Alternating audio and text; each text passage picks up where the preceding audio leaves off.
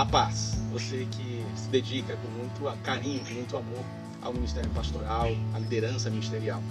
Esse vídeo é para você, pois você percebeu que está um pouco diferente, né, o modelo aqui, você percebe que tem uma outra pessoa aqui. Pois é, hoje não vai ser uma aula, por mais que seja um aprendizado, mas hoje não vai ser aula, vai ser um bate-papo mesmo, falando sobre cuidados pastorais. Quem está aqui do meu lado é o pastor César, que também é psicólogo. E é um pseudo-titio. É porque a minha esposa é sobrinha da sua esposa, a Norma, e tem sido assim um parceiro também de ministério, de trocar ideias. E aí, hoje nós estamos com umas férias, pelo menos eu não estou tantas férias assim, eu tirei só 5 dias de férias, né, para aproveitar esse final de ano. Ele vai ficar mais um tempinho de férias. E quando a gente se encontra, você imagina o que a gente conversa. Então ontem a gente foi dormir à tarde da noite falando sobre ministério, falando sobre cuidados pastorais, falando sobre esse projeto que Deus tem colocado no nosso coração para poder ajudar os nossos amigos pastores, colegas pastores e tantos outros que almejam o episcopado.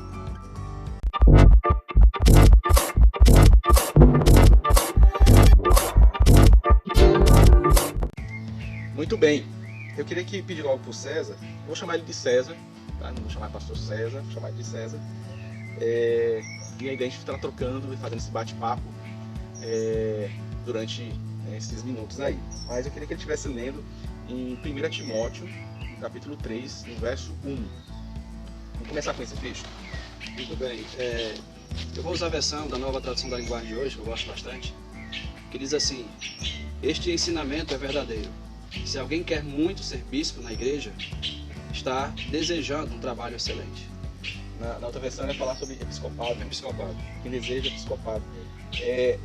Esse texto ele já fala a respeito do apóstolo Paulo fazendo incentivo a um jovem, um seminarista, um jovem Timóteo, que assim, tem um tempo de caminhada já com o apóstolo Paulo. Ele conhece muito bem a respeito da sua família, né?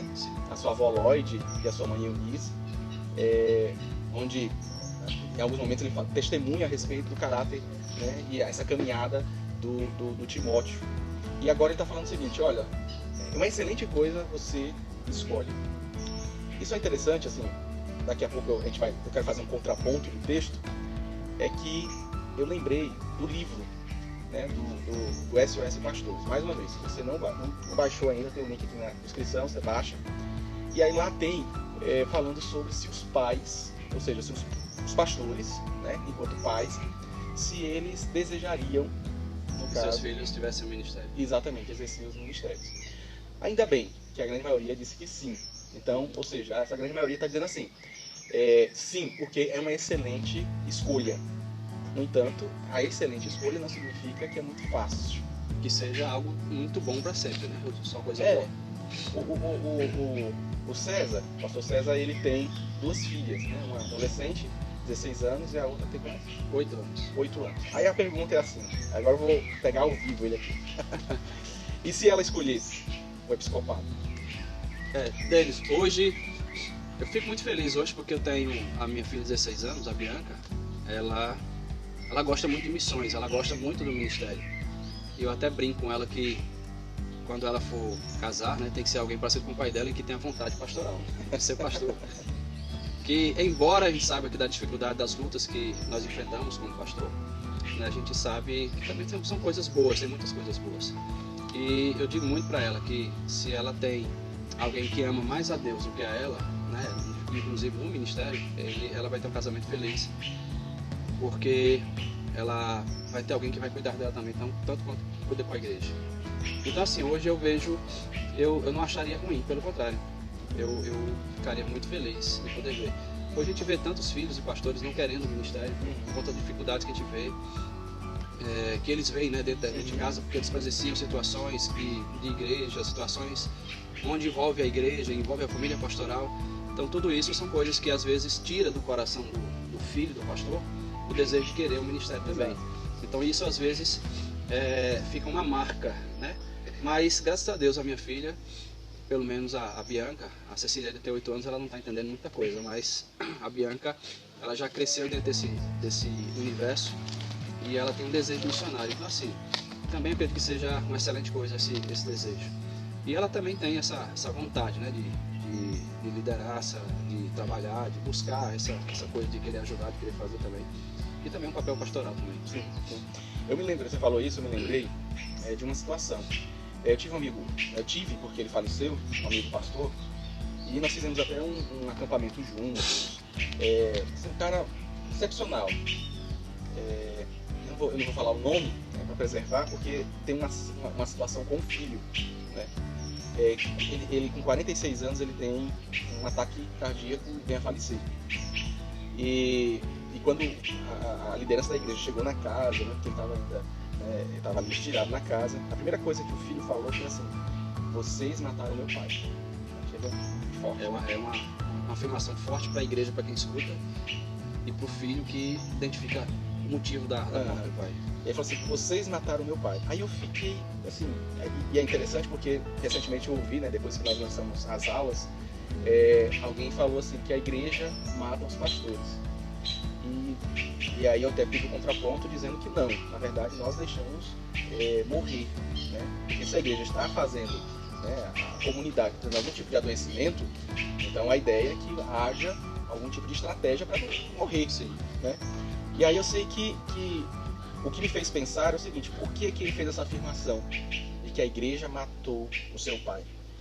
Na minha concepção, eu não sei, realmente assim, eu estou fazendo uma inferência sem causa, né, assistida mesmo, mas eu penso que o pai, ele transpareceu isso na sua família de uma forma que talvez não foi tão sábia.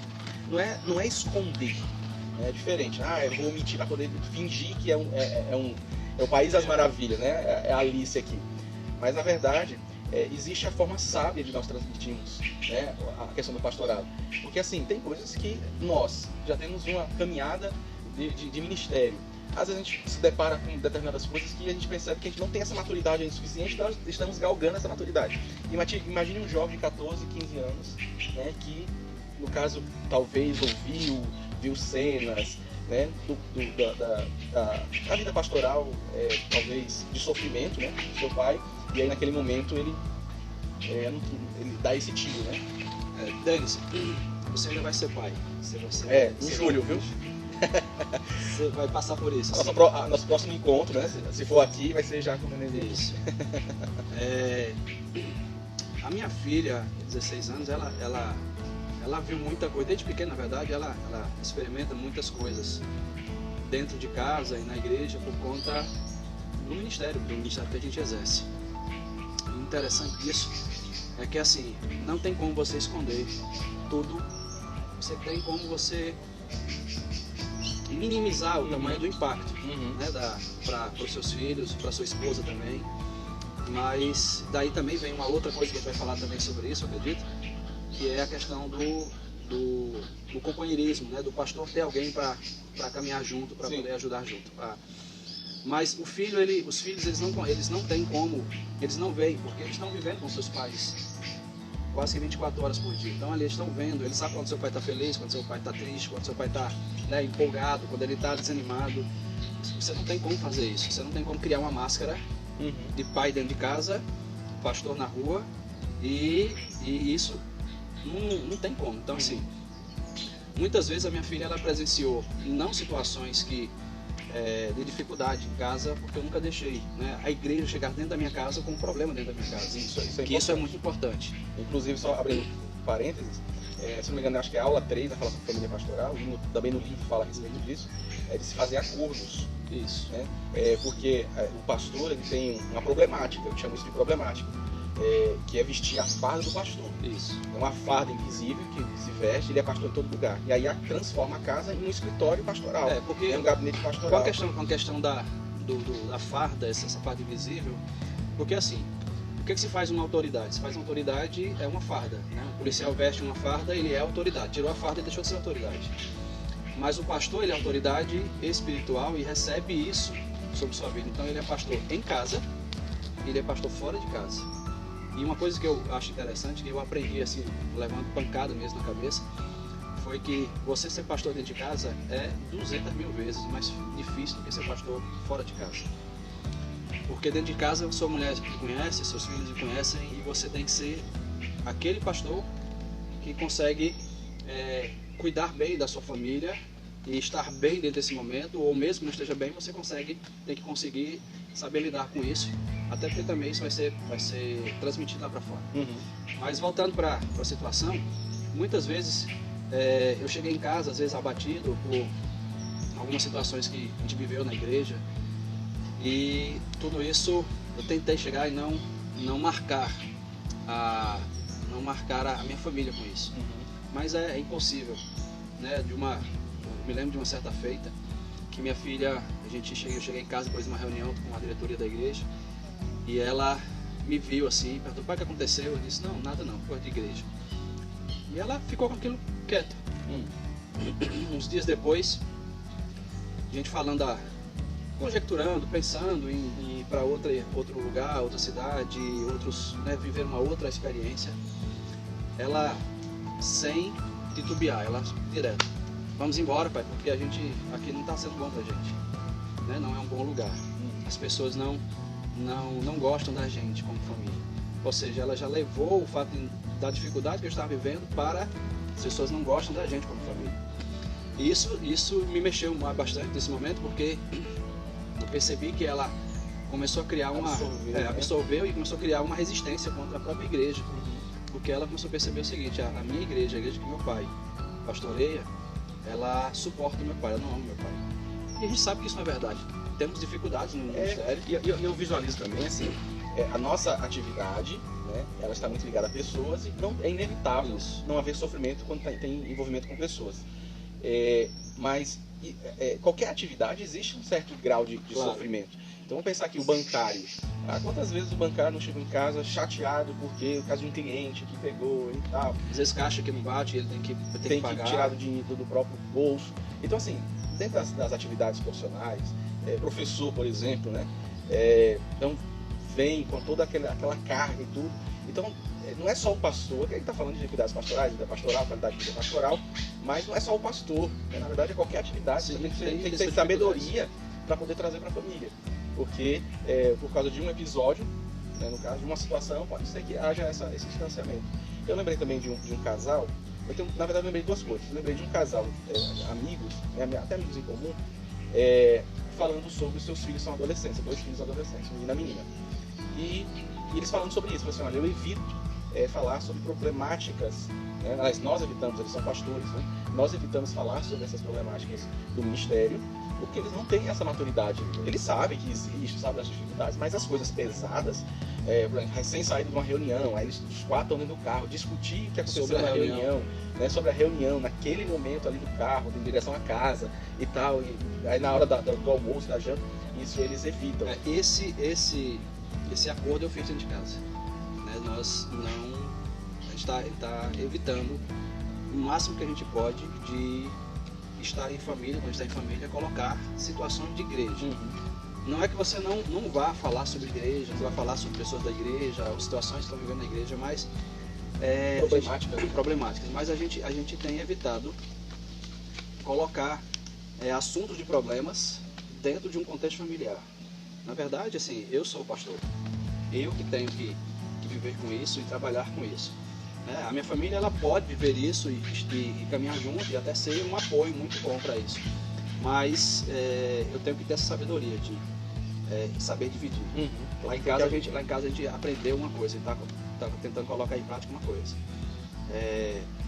Da calçada para dentro sou eu e minha casa, eu e minha família. E problemas de família serão resolvidos. Da calçada para fora, eu sou o pastor, mas a gente vai resolver problemas de igreja e situações de fazer isso, mas a gente está tentando não trazer para dentro. Mas claro que, por exemplo, assim, você com sua esposa, né, seus filhos não estão presentes, você pode começar. É até bom que você tenha sua esposa como sendo alguém que possa lhe ajudar, lhe aconselhar, caminhar junto, trabalhar junto.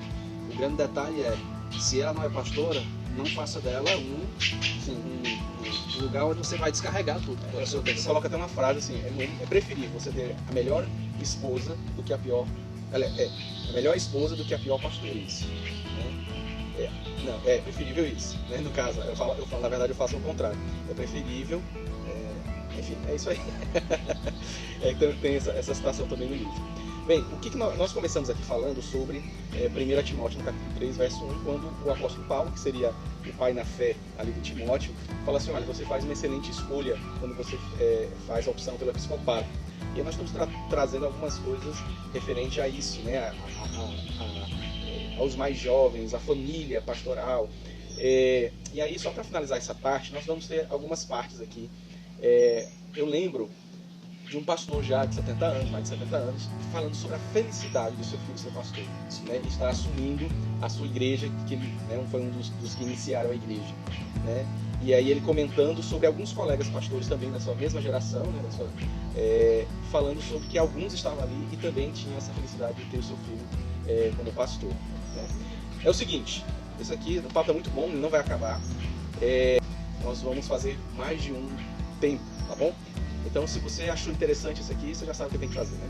Vai lá, comenta, se inscreve, passa para outros pastores. A ideia compartilha, é compartilhar, porque tenho certeza que está sendo útil para você, eu tenho certeza que vai ser útil também para outros pastores. Tá bom? Deus abençoe e até o próximo encontro de bate-papo, que vai ser agora também.